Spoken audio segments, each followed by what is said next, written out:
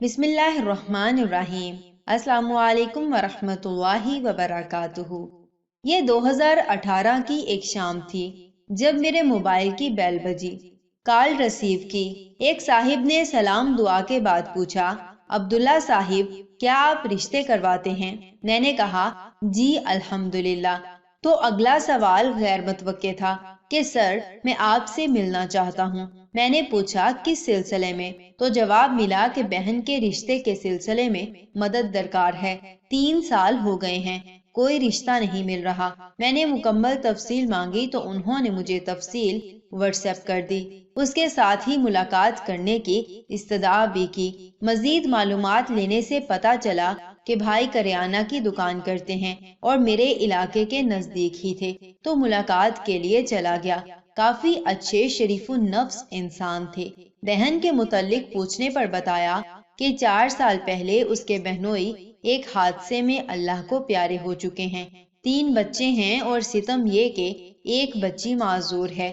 میں نے ان سے کہا کہ پاکستان میں دوسرے کے بچے کوئی نہیں پالتا۔ یہ سن کر اس کی آنکھوں میں آنسو آ رہے تھے اور ہاتھ جوڑتے ہوئے کہنے لگے، پروفیسر صاحب میری بیوی نے میری بہن اور اس کے بچوں کا جینا حرام کر رکھا ہے۔ عورت ہی عورت کی دشمن ہے۔ آپ کسی طریقے سے کسی بھی طرح رشتہ کروا دیں، احسان مند ہوں گا۔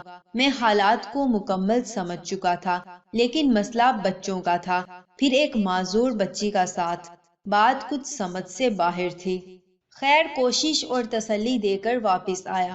کافی سارے لوگوں سے بات کی، سب تیار، مگر بچوں کا سنتے ہی سب انکار کر جاتے تھے۔ تنگ آ کر پہلی بیوی کی موجودگی میں شادی کرنے والوں سے بات کی تو اندازہ ہوا کہ ان کو صرف جسم کی ضرورت تھی اور بات یہاں بچوں کی بھی تھی۔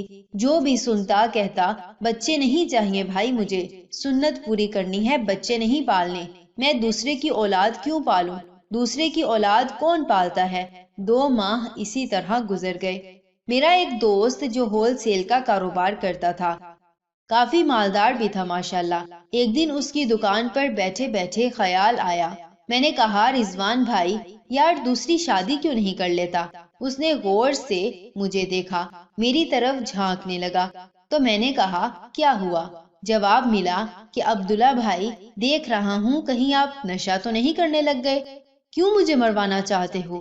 میں نے کہا رضوان یہ سنت ہے، آپ ماشاءاللہ سے اچھا کماتے ہیں، اللہ نے آپ کو بہت ساری نعمتوں سے نوازا ہے، آپ کو ضرور شادی کرنی چاہیے اور کسی کا سہارا بننا چاہیے۔ تو اس کے انکار سے بھی مایوسی ملی۔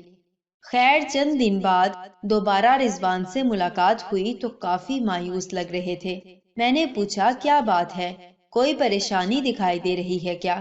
کہنے لگے دکان میں چوری ہو گئی، حالات خراب ہو گئے ہیں، میری بیوی بھی جھگڑا کر کے میکے جا بیٹھی ہے اور مسلسل طلاق کا مطالبہ کر رہی ہے، اولاد نہیں تھی۔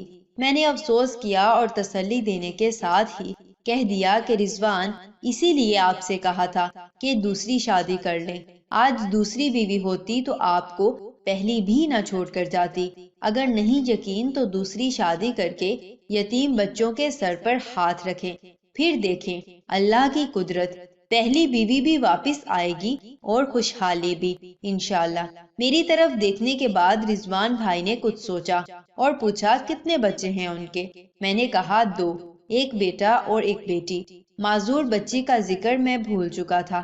اس نے کہا ٹھیک ہے آپ بات کریں، جو میرے اللہ کو منظور۔ میں نے لڑکی کے بھائی کو کال کی اور شام کو اس کی دکان پر ہی بلا لیا، ملاقات کروائی، گھر بار اور کاروبار دیکھنے کے بعد ہاں ہو گئی۔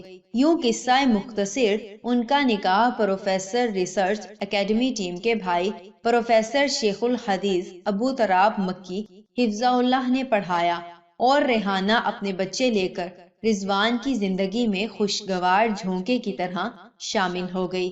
رضوان بھائی نے ایک مکان جو کرایہ پر دیا ہوا تھا خالی کروا کر ریحانہ اور بچوں کو وہاں شفٹ کر دیا۔ جب پہلی بیوی کو پتا چلا تو وہ آندھی کی طرح گھر آئی۔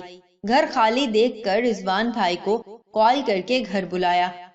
میاں اور پہلی بیوی کی نوک جھونک ہوئی تو رضوان نے کہا آپ نے نہیں رہنا تو بے شک مت رہیں، طلاق لینی ہے تو لے لیں، اگر یہاں رہنا ہے تو عزت سے رہیں جیسے پہلے رہتی تھی، لیکن یہ نہیں کہنا کہ ریحانہ کو چھوڑ دو، یہ ممکن نہیں۔ پہلی بیوی نے جب دیکھا کہ تیر کمان سے نکل چکا ہے تو وہ بھی خاموش ہو گئی۔ اب رضوان بھائی کی زندگی میں بہاریں آ چکی تھیں، ریحانہ نے اس کی زندگی میں رنگ بھر دیے تھے۔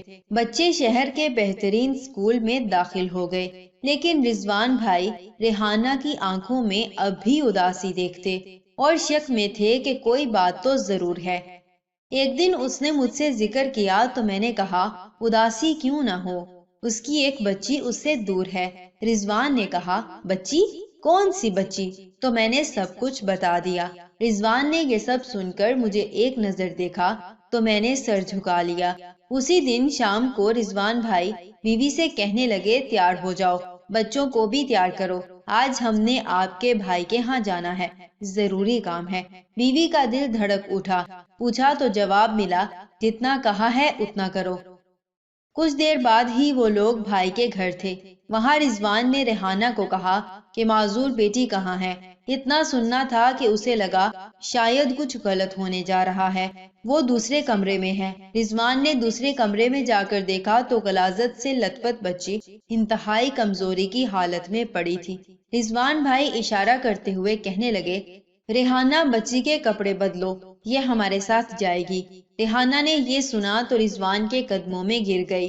بھائی نے رضوان کو گلے لگا لیا، یوں اس بچی کو رضوان اپنے گھر لے آیا۔ اب وہ بچی اور دوسرے دونوں بچے رضوان، ریحانہ اور اس کی پہلی بیوی کی جان ہیں۔ رضوان دن دگنی اور رات چگنی ترقی کر رہا ہے۔ جزاکم اللہ خیر و احسن الجزا۔ السلام علیکم ورحمۃ اللہ وبرکاتہ۔